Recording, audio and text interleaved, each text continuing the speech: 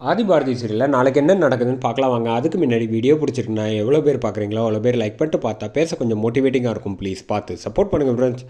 ஆதி பாரதியை அழைச்சிட்டு அப்படியே காஞ்சிபுரத்துக்கு போயிடுறாங்க.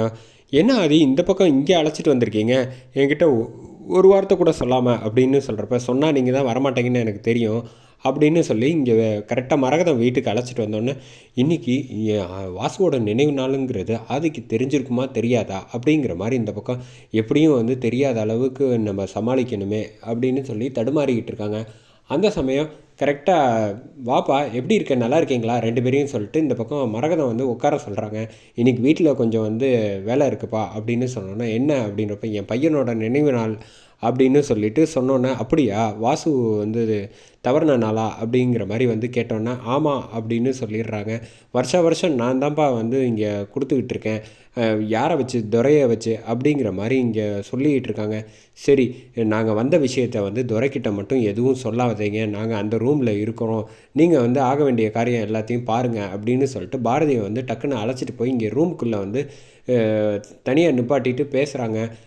பாரதி வந்து வாசுவுக்கு வந்து நினைவு நாளுங்கிறனால போய் வந்து தன் கையால் வந்து வாசுக்கு வந்து எல்லாத்தையும் செய்யணும் அப்படின்னு நினச்சிட்டு இருக்காங்க. சரி ஆதி, நீங்கள் ஒரு நிமிஷம் இருங்க, நான் போய் வெளியில் போய் பார்த்துட்டு வந்துடுறேன் அப்படிங்கிறப்ப, நீங்கள் எங்கேயுமே எதுக்குமே இந்த இடத்த விட்டு நவரக்கூடாது, ஒரு காரணம் இருக்குது, அங்கே துரை என்ன பேசுகிறாங்கிறது எல்லாத்தையும் நான் கேட்குறதுக்காக மட்டும்தான் நான் இங்கே வந்திருக்கேன் அப்படின்னு சொல்லி இந்த பக்கம் சொன்னோன்னே, ஆதி எதுக்காக இப்போ துரை பேசுகிறது எல்லாத்தையும் தெரிஞ்சுக்கணும் அப்படின்னு நினைக்கிறாரு அப்படிங்கிற மாதிரி இங்கே வந்து பாரதி வந்து ரொம்ப குழம்பி போய் வந்து யோசிக்கிறாங்க. ஒருவேளை ஆதிக்கு வந்து எல்லாமே வந்து முடிச்சுகள் எல்லாத்தையும் அவுக்க ஆரம்பிச்சிடுறாங்களா அப்படிங்கிற மாதிரி இந்த பக்கம் தடுமாறிக்கிட்டு இருக்க சமயத்தில் தான் கரெக்டாக துரை வந்து கேட்குறாங்க. வாப்பா வந்து உட்காரு அப்படின்னு சொல்கிறேன், இதுக்கு மட்டும் வந்து அண்ணனுக்கு பண்ணுறதுக்கு மட்டும் என்னை வந்து கூப்பிடு, ஆனால் எவ்வளோதான் சரி, இன்றைக்கி ஒரு நாளாவது நான் சொல்கிறத கேளு, வருஷம் நீ ஒழுங்காக பண்ணிக்கிட்டு இருக்குது இது ஒன்று தான் உருப்படியா அப்படின்னு சொல்லிட்டு வாசு ஃபோட்டோ வச்சுட்டு ஐயரை அழைச்சிட்டு வந்துட்டு இங்கே வந்து இப்போ ஒவ்வொரு விஷயமா வந்து மலர் தூவி விட்டு இந்த பக்கம் ஃபோட்டோவுக்கு வந்து பேசி ஆரம்பிக்கிறாங்க. இந்த பக்கம் எல்லா ஒரு வழியாக எல்லா வேலையும் வந்து முடிச்சிடுறாங்க. மரகதமும் ரொம்ப நிம்மதியாக வந்து ஐயருக்கு வந்து காசு கொடுத்து அனுப்பி வச்சதுக்கப்புறமா தான் இங்கே துரை கோவத்தோடு வந்து பேச ஆரம்பிக்கிறாங்க. என்ன நினச்சிக்கிட்டு இருக்கம்மா, உனக்கு கொஞ்சம் கூட வந்து கவலையே இல்லையா அப்படிங்கிறப்ப, எதுக்காகடா இப்படி பேசுகிற அப்படிங்கிறப்ப, ஆமாம் பாரதியை கல்யாணம் பண்ணி என் அண்ணன் கல்யாணம் பண்ணான், அவன் வந்து இப்போ இல்லை, ஆனால் பாரதியை மறுபடியும் வந்து ரெண்டாவது தடவை ஒருத்தனுக்கு கல்யாணம் பண்ணி நீ கொடுத்தியே, அவன் மட்டும் வந்து சந்தோஷமாக காதலிச்சது மட்டும் இல்லாமல் கல்யாணம் பண்ணிட்டு போயிட்டான். அவன் என்றைக்காவது ஒரு நாள் வந்து இந்த பக்கம் அண்ணனை வந்து பார்க்குறதுக்காக வந்து அண்ணனுக்காக ஏதாவது செய்யணும்னு நினச்சி பார்த்துருக்கானா? எந்த ஒரு விஷயமுமே அவன் செஞ்சது கிடையாது. அவன் வந்து நம்ம வீட்டில் கேட்டது ஒன்றே ஒன்று தான், பாரதியை வந்து பொண்ணு கேட்டு கல்யாணம் பண்ணி அழைச்சிட்டு போனதோடு சரி காதலிச்சு.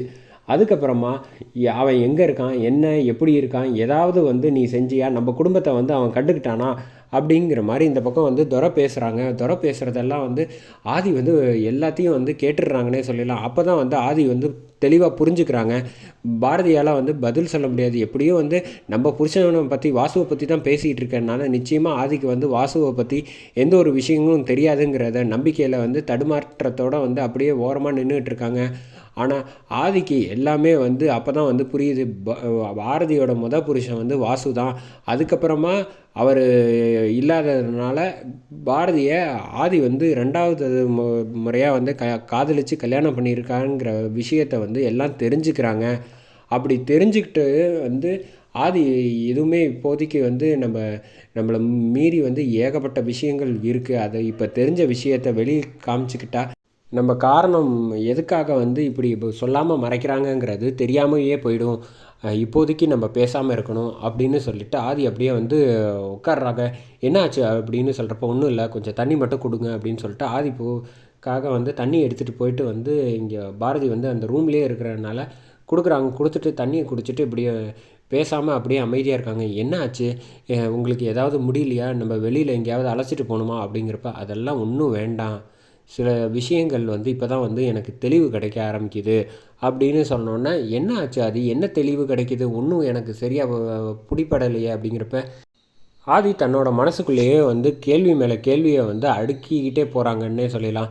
பாரதிக்கு வந்து கணவர் இல்லைன்னு தெரிஞ்சும் அவங்கள நான் காதலித்து கல்யாணம் பண்ணியிருக்கேன். அப்படிப்பட்ட சூழ்நிலையில் எதுக்காக வந்து இப்போ என்னை பாரதியை நான் எவ்வளோ நல்லபடியாக வந்து நான் பார்த்துக்கிட்டு இருந்திருக்கணும். இப்படி பசங்களோட வந்து பாரதியை தனியாக தவிக்க விட்டுருக்கேன் இத்தனை வருஷமாக.